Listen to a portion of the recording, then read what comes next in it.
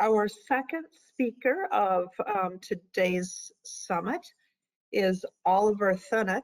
He is a manager and statistics consultant for STATCON GmbH, which is a German company specializing in statistical training, consulting, and software sales since 1989. Oliver has a Master of Science in Statistics with a minor in Mechanical Engineering from TU Dortmund. His current focus is on DOE and industrial statistics. So with that, I am passing it over to Oliver. Thank you. Yeah, thanks, Shari, for the kind introduction. And also thank you, Hank, for the interesting talk. I'm really looking forward to get to know the Python feature, play around with it, and hopefully use it in some projects later on. And of course, hello and welcome to everybody else. And yeah, I hope you will enjoy this talk that I prepared. What's the topic of today? The topic of my talk is adjusting a DOE to unpredictable circumstances.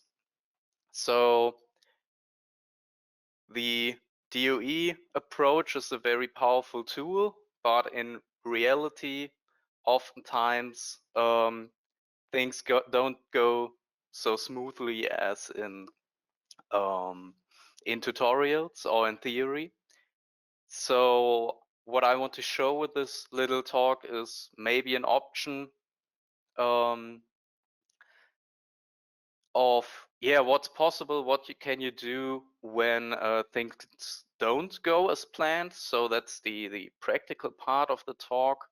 And what I want to emphasize, because that's what the solution was we came up with in this particular case, is to show the feature of custom candidate set in optimal DOE builds in Design Expert, because I think this is a really useful but kind of hidden function in the software. So that's also a part of the talk. So yeah, that's myself. I think Sherry kindly introduced myself, so we can start right away with the background, with the project itself. So what inspired this talk was a project that we as StatCon were supporting. It was an R&D project of a big German engineering company, and we basically did the statistics, the DOE part. And yeah, the goal of this project was to identify and quantify influences, influencing variables, influencing factors on adhesive bonds, and especially adhesive bonds for industrial use. So really situations where the bond has to be functional under high pressure, under extreme conditions for a very, very, very long time. So this is the main goal, and we chose the DOE approach to do this. And the challenge was basically that there are really a lot of things that could influence such an adhesive bonds, where on the right side of my slide you can see a little graph that should illustrate how these kinds of bonds work. And as you can see, or as you can guess, yeah, there are quite a lot of things that could influence this. The substrate, so the raw materials that are basically glued together, simply speaking, could be the glue itself, or the chemical, the mechanical properties of the glue, the gluing process, preparation methods, surface preparations of the substrate, and so on and so on and so on. So it was really a task to find out where to start basically, and what to do. So what we first did in our project was that we kind of moderated a brainstorming session with all kinds of stakeholders and suppliers of raw materials in the project. And all in all, there were participants from 6 different organizations with different backgrounds, all subject matter experts in their own right, but with a maybe different viewing angle on the problem, on the project. And we put all of those people together to find and rank possible influencing variables. And yeah, all in all, we found more than 100 that seemed logical. And from those 100 candidates, obviously a whole lot, then the subject matter expert came together over a few months, and we derived 12 factors that should be included in our first DOE. And yeah, well, we did this, and let me talk a little bit about our initial DOE. So the plan was to just start with a kind of screening situation. So for those who maybe don't know, in DOE we have a stepwise approach. So the first step is often we have many factors. We don't have as many or as much information yet. And we want to see, okay, which influencing factors, which factors are important, which are not. And in our case, we had 12 factors. 6 of them were actually continuous measurements, but for feasibility reasons, we constrained them to be numeric discrete factors with 3 levels. So we have the low level, -1, we have the middle level, 0, and we have the upper level, the 1. And we had 6 categoric 2-level factors, so either the 1 level or the other level. And all in all, we had a budget of around 100 runs, give or take, and we wanted to focus on main effects, on linear effects, and on interaction between factors. And after a little back and forth and thinking about the possibilities we had, we came to the conclusion that it would be best to be able to look at all interactions, so go with a resolution 5 or higher screening design. And what we did a optimal build, so an optimal DOE to give us the most flexibility. And yeah, here we used kind of a interesting, a little bit different approach, if you will. We first set up the optimal design for the 2-factor interaction model with 90 runs, so spare something out, and instead of using the built-in lack of fit points, we augmented the design to also check for quadratic effects with the remaining 10 runs we had in our budget. And actually this way we had a little bit better results for our DOE than with the classic approach. So this is the first thing I want to show you in the software. I want to show you in Design Expert, just to get a feel on okay, how does the original DOE look like.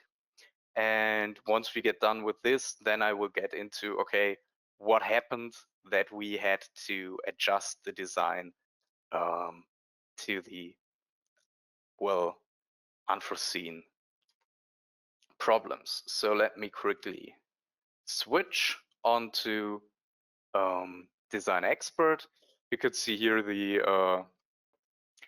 regular 2-level designs where we didn't use those, because for 12 factors, for our 12 factors, and a resolution 5 or higher, which are the green designs, we would have needed 256 runs.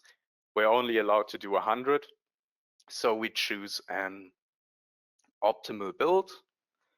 And what we had 6 numeric factors, and we had 1, 2, 3, 4, 5, 6 categoric factors. And as I said, for feasibility reasons, we constrained the numeric factors to be discrete, and just looked at the extreme levels and also the midpoint. So we gave them 3 levels each. Okay, so let's go from there. Once we defined the factors, I will use the coded versions here in this talk. We can click next and we can set up our design. And what we did, as it was a kind of screening approach, although a quite sophisticated screening design, we choose the D-optimal criteria, which is the standard for screening, as it maximizes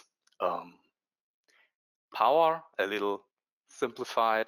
And we choose a 2-factor interaction model first. So we want to be able to look at linear effects and look at interactions between 2 factors. And what we then did, and this is maybe the little interesting part here, we thought ourselves, okay, we can use the lack of fit points, which Design Expert has built in, to see if, okay, maybe higher order models, higher order terms are of interest. But as we just have 6 numeric, 6 continuous factors, we can also explicitly check for quadratic effects. So what we did is we left the lack of fit points out for the time being, added a few replicates, added a few additional runs, and with the budget of 90 runs, we set up this D-optimal design. Design Expert warns you from time to time that the point exchange algorithm, which we will have a detailed look on later on, takes a little bit longer. So, okay, for now, let's just use the coordinate exchange, the other algorithm, and here we have our design. So just combinations of high and low factor settings for the numeric ones and for the 2-level categoric ones as well. So far so easy. What we did now is, because we wanted to check for higher order models, or if maybe higher order effects are present somewhere, we wanted to check for quadratic effects. So what we did, just so that we are guaranteed to get all of the quadratic effects, we augmented the design with additional runs with our remaining 10 runs we had in our budget. So augment the design, stick it with the D-optimality because we're still in a screening setting basically. Leave out the lack of fit points again, because, well, these are basically the lack of fit points we want. But now switch the model to quadratic so we can check for higher order terms basically. And what we also did, we put this all into the same block as the experiments before. So the reason why Design Expert tells us to use a new block here is because most of the time you will experiment and then you want to augment your design based on the results. Here we use the augmentation actually before conducting any experiments, so there was really no reason to add another block of experiments here. And you see, well, we have 2 runs to spare, so might as well add them. Click OK, And now the design was augmented. We have our 10 runs where you can see a lot of zeros here, a lot of middle levels to check if there are maybe some quadratic effects present. And because randomization is important, you can click on the runs and just randomize it anew. And this way, we got a pretty straightforward resolution 5 optimal, de-optimal screening design with lack of fit points that deliberately check for quadratic effects. And yeah, we were pretty happy with the results, and the design yielded really good statistical and mathematical properties. But now, as life goes, basically, we encountered a more or less interesting problem in our project. So what happened, or what was the case, is that 2 of the factors we wanted to investigate were basically variations in a product, in a raw material that was provided by a supplier. And these 2 factors, one of them was a numeric factor, one of them was a categoric factor, and the standard product which the supplier usually produces was this point right here, the level 0 and 1. And yeah, we wanted to check if some small variations in this product maybe have a positive or negative influence on the adhesive bond as a whole. And yeah, unfortunately, pretty late in the project, pretty late in the development stage of the DOE, the supplier told us that they were not able to deliver the required amount of their modified product. So what we had to do to meet our deadlines, which unfortunately were not negotiable, we had to do at least half of the runs with the standard product, from which obviously they could deliver a whole lot more than from the varied products. And well, as the standard product was had the numeric factor at level 0, so in the middle, we only used the standard combination in 6 of the 100 runs of our initial DOE. So that was really bad, and our first intuition was, okay, we can't look at the 2 factors. Let's look at the other 10 first, and then maybe look at the 2 affected factors later on when we already found a sweet spot for the other 10. But the subject matter experts said, okay, we expect there to be interactions between those factors that were affected, so we kind of have to put everything together. And so we had to alter the DOE to be able to gather as much information with the available materials, and we wanted to obviously minimize the loss of information, but we were also sure that well, there's going to be some loss of information if you have to basically use one factor combination of 2 factors for at least half the runs. And to make matters worse, actually, manufacturing of the experimental probes had already begun. So some probes had already were already produced for some factor combinations. So we weren't basically allowed to use new combinations of our other 10 factors.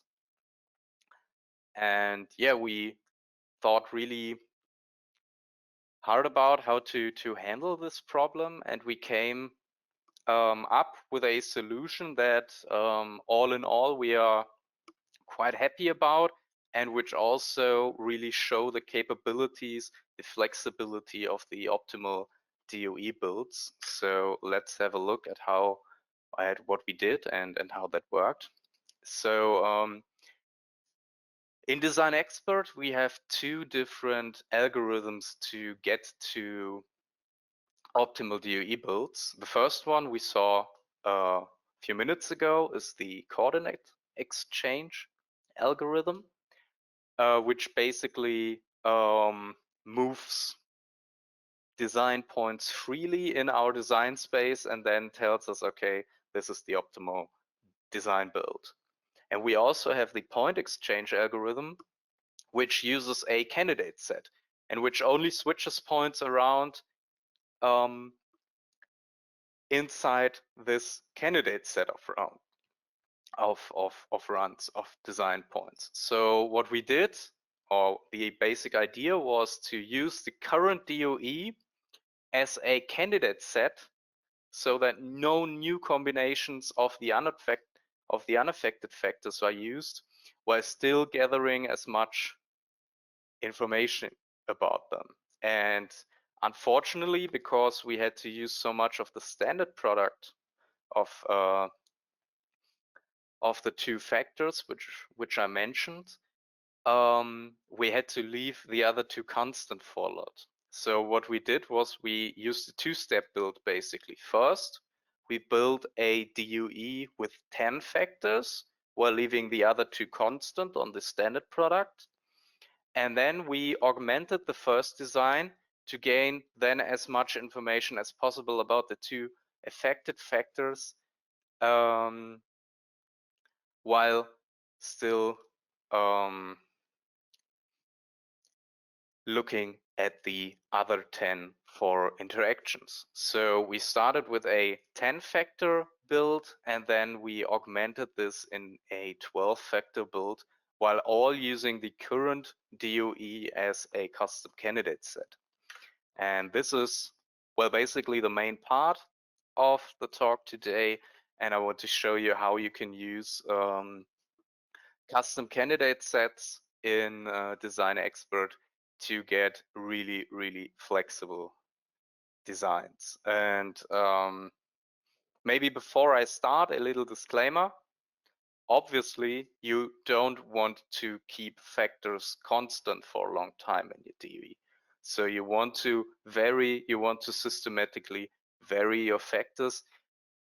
But well, sometimes it is what it is, and you have to play the cards you were dealt. So now let's have a look how or what we did and how to use custom candidate sets in Design Expert. So as I said, we wanted to use the initial DOE, which we have here, as a candidate set. And you can do this by just clicking Design Tools and say write candidate file. And this way you can save a DOE, save a Design Expert data table, to be more precise, as a candidate set for some future DOEs. And well, let's just call this one here the 12-factor candidate set, our whole initial DOE. And what we could do now, we could go ahead and build a new DOE using this as the basis, the population, as if you will, for runs. But we actually, in our case, need a two-step approach. We also need to build a DOE for the other 10 factors, for the unaffected factors first. So we already need a candidate set that just uses 10 factors. So we had a numeric and a categoric factor that were affected, that we had to hold constant for a given amount of time. And I'm just going to use factor F and G as the two affected ones. So first thing I want to do is I want to build the candidate set for 10 factors, so I delete my factor f and I delete my factor g. Now I have the same exact DOE as before, just for 10 factors. And I also want to save this as a custom candidate file. So design tools, write candidate file, and yeah, use just call it 10 factors right now. And yeah, now we have our candidate sets, and now let's get into the DOE build itself. So what the idea was is, okay, if I have to hold the two factors f and g constant, what I want to do is I want to first build a viable, at least resolution 5 DOE for the other 10 factors, and then augment this to gather as much information about the two affected ones while using only the materials available. So let's have a look at how you can do this. So just click File, New Design, and yeah, we want to use the same factors and so on. No, I don't want to save right now. And we are back to the drawing board, basically. Now with 5 numeric and 5 categoric factors we want to add the other 2 later on. So let's click Next. And we're at the custom build menu again. So what we want to do now is we want to use our custom candidate set, and therefore we have to switch the algorithm to point exchange.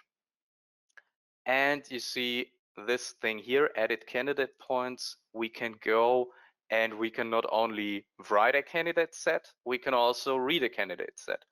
So let's go ahead, read list, and for now plug in our 10 factor candidate set, which is just our initial DOE with the factors f and g deleted.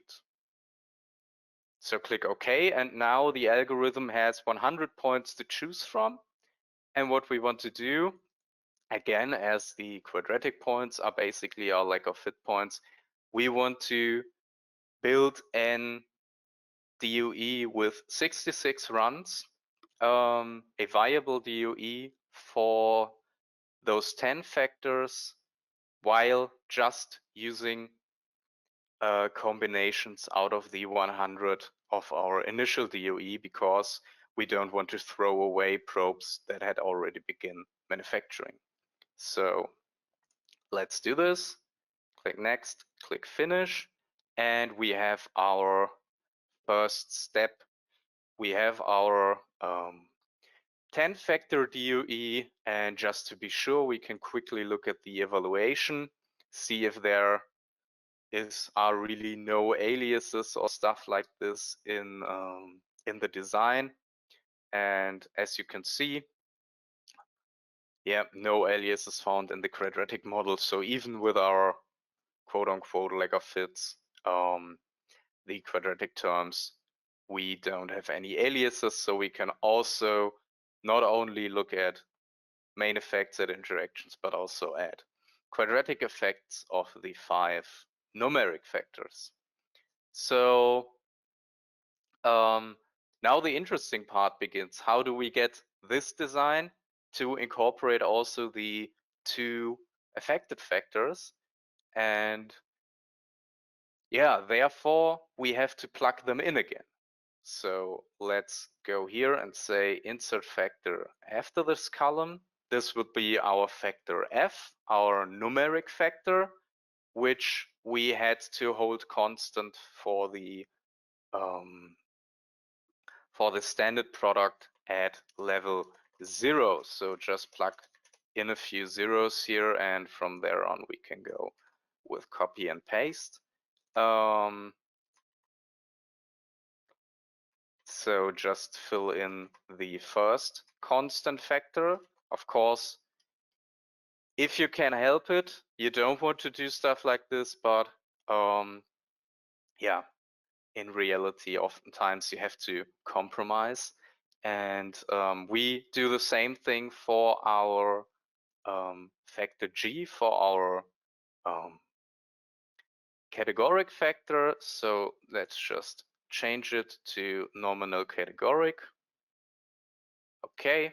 And we have to edit the info to make the names of the levels consistent. So let's do level 1 of G and level 2 of G, just so that it's consistent with our candidate set. So do it like this. And level 1 of G a few times. And then we can go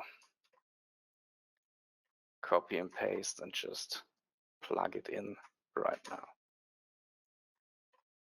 So now we have our 10-factor DOE with the other 2 factors incorporated, but of course constant.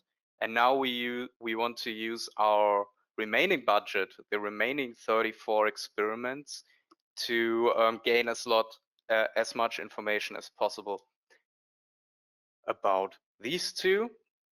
And we do this again by augmenting the design. And here, unfortunately, we have to cheat a little bit, because if you are holding 2 factors constant in your DOE, you're not able to calculate the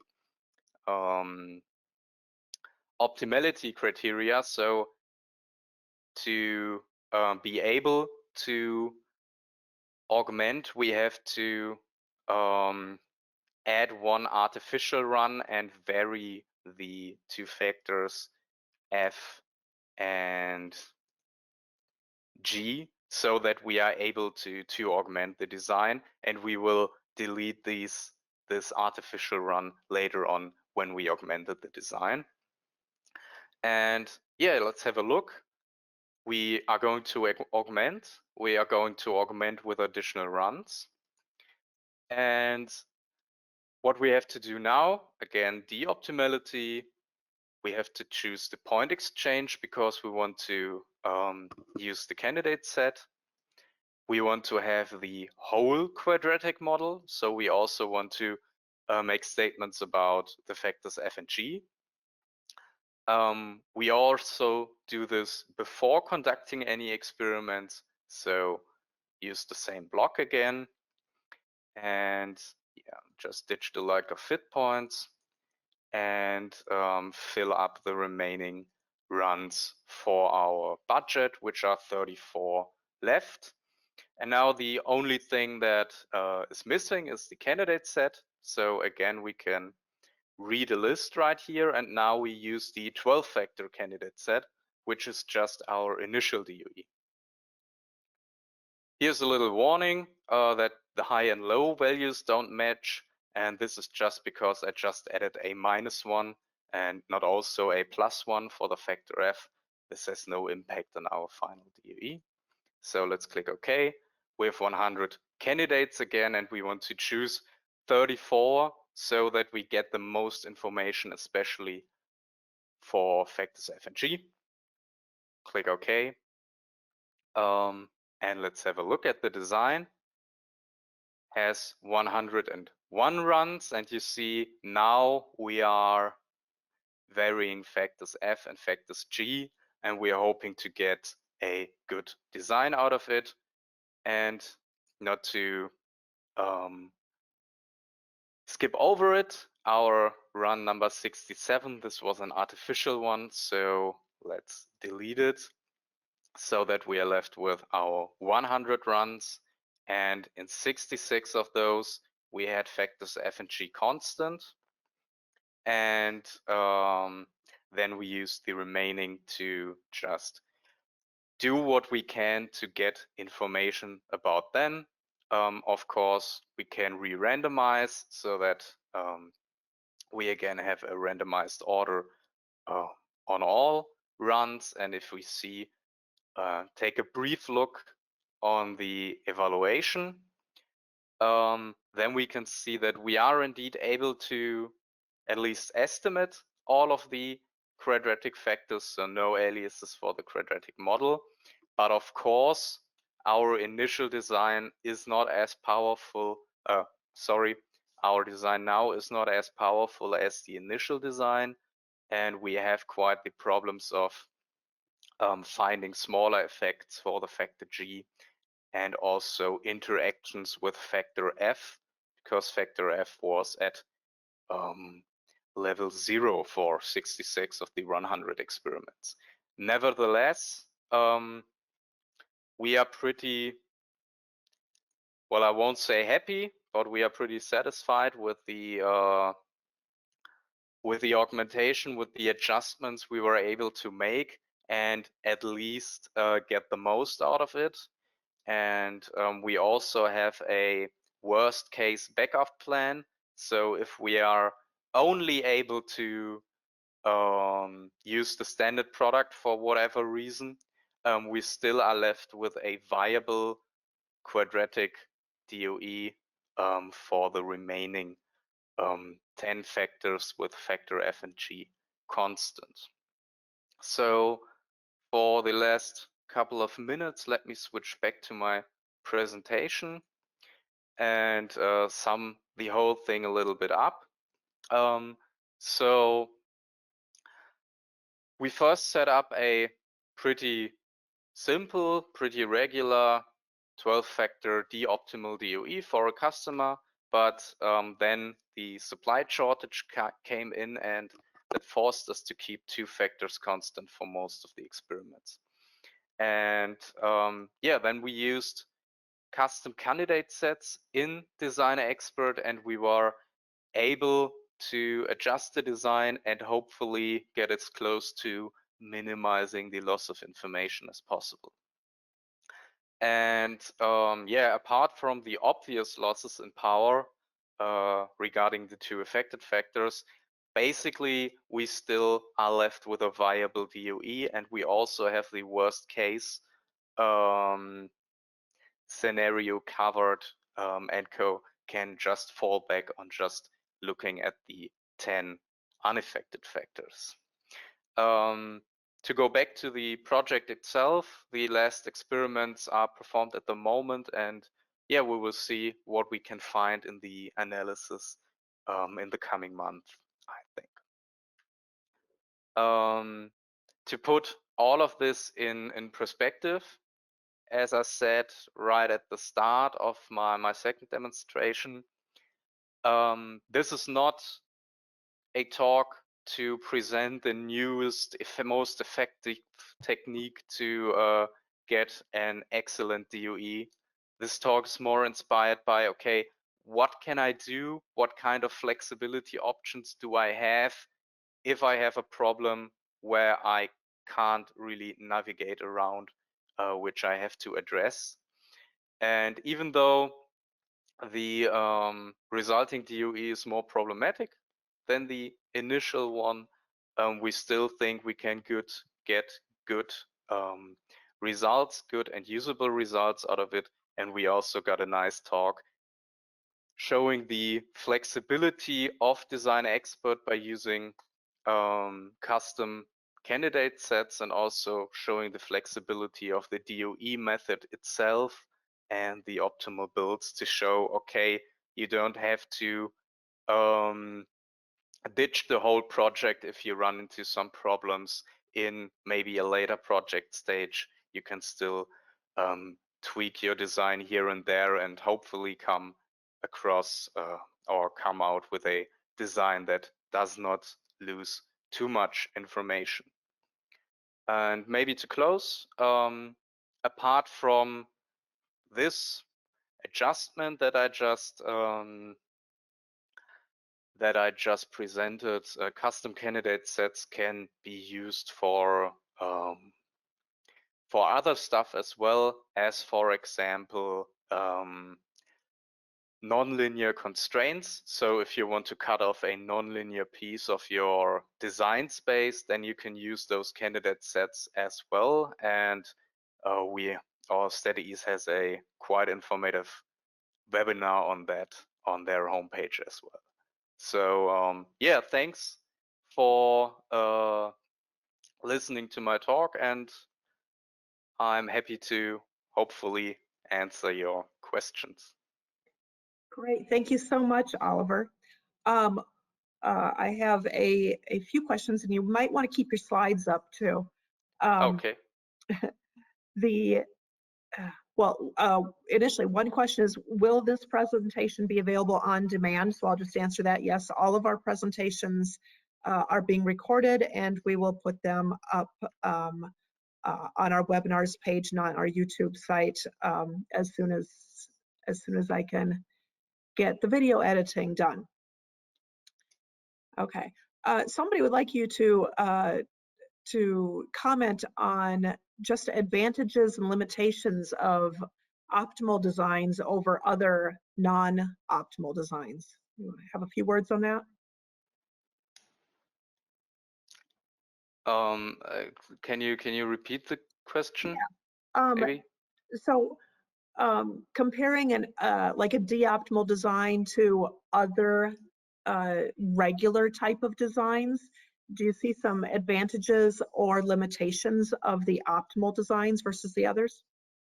So the advantages are certainly the flexibility. Well, you can on the point say, okay, I want this and this many runs. I'm interested in this and this and this model. Yeah, the limitations are that they probably need a little bit more previous information than other builds. But all in all, at least for special cases, like this one, they are just granting the most flexibility out of those designs. So that's why we use them.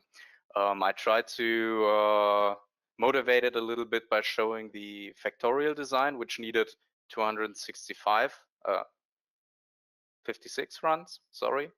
And also with other, let's call it classic screening designs, like for example, a minimum run build, you don't have the option to manually add stuff like replicates and stuff like this. So we use the optimal builds because of the flexibility.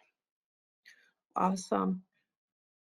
Somebody wondered if you had considered using like a resolution 4 screening with some center points to reduce the 12 factors down to fewer before moving forward with identifying the interactions. Yeah, so actually this was a really or quite a big discussion point in the project, if we should start with a resolution 4 or if we just want to move to resolution 5 as well, and or if we want to move to resolution 5 from the get-go. And yeah, we came to the conclusion together with the subject matter experts that going straight for the resolution 5 is the best idea. Unfortunately, I can't get too much into detail about the factors itself. Maybe that would make it clearer, but we talked about that and we decided to go for resolution 5 straight away. Awesome. And maybe a little a note on that with the center points. Problem with center points in this DOE build is that we have 6 categoric factors. So strictly you would have to put in at least 1 center point for each combination of those 6 categoric factors, and that's just not feasible. So that's why we went with the lack of fit or the additional quadratic runs. Great. Were you concerned about the high VIFs in the last DOE? And related to that, another person had wondered where that column of R squareds came from, because you didn't have any data yet. It was just a build. Okay. So yes, we were concerned, and the high VIFs are really something you cannot get around when you keep two factors constant for such a long time. So as I said, really from the get-go, you don't want to get in a situation like this. But we really only had one VIRF above 10, which we say, okay, 10, we should start getting a little bit concerned, which was for the factor G, I think. And so yes, of course, the design is more problematic than the initial one, but you really can't get around that when you have to leave factors constant for such a long time. But really, really good eye there. And for the R² values in this table, this is just another way of measuring collinearity. So what these R² values mean is, if I want to predict this factor or this model term by using all other model terms. So I use basically the factor, the term in question as a response, and everything else as a factor. What's the R² I get? And the higher the R², the more collinearity is there, and in addition, the higher the VIF will be. Mm-hmm. So I hope could answer the question there.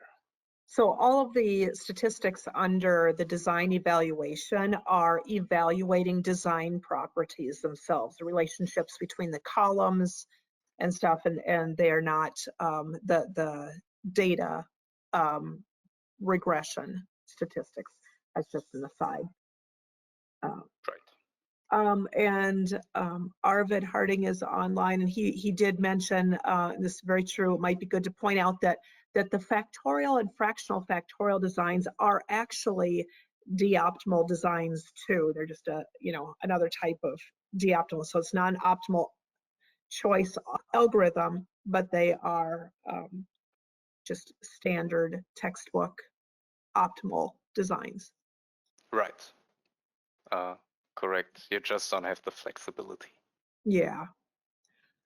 Could you have in that optimal build screen where you choose the model, could you have selected a quadratic model right from the start through that edit model button? And did you guys try doing that versus the starting with the 2FI and then augmenting it to get the optimal, or to get the quadratic? Yeah, we actually tried 3 approaches. We tried the one I showed you with the augmentation. We tried going quadratic right from the start, and we tried just doing a 2-factor interaction with the built-in lack of fit points that, if you use enough, should also grant the ability to just look at the quadratic effects. And yeah, we did all 3 of those. We compared them, and we came to the conclusion that not only was the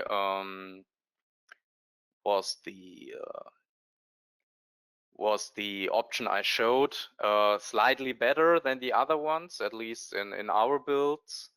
And also the subject matter expert said, okay, this is the most feasible design, so let's use this. So the differences are really not so big, but actually our approach was slightly better, and also it was more feasible, so that's why we came to that conclusion there.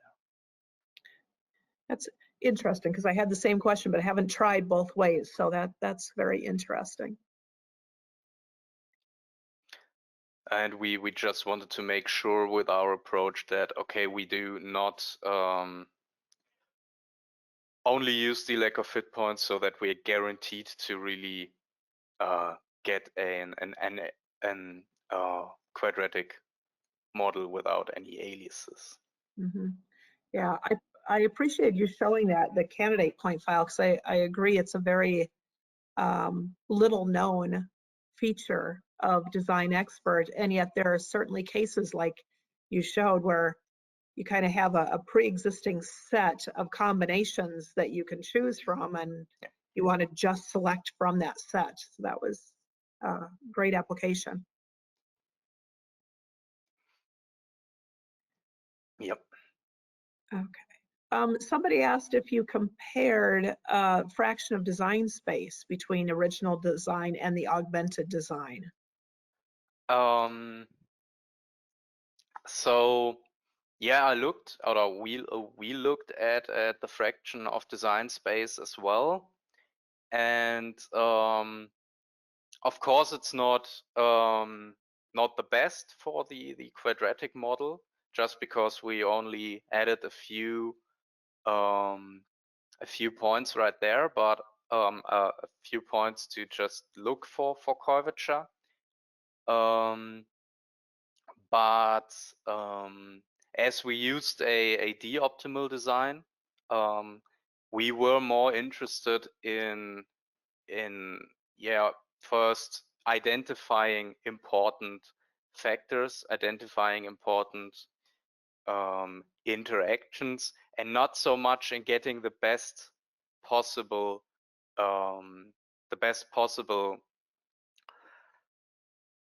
prediction out of our model, which the fraction of design space looks at. So we were not as concerned about this, but actually the the differences between the different options were not as big as you might imagine there as well. So really power was the main focus for us.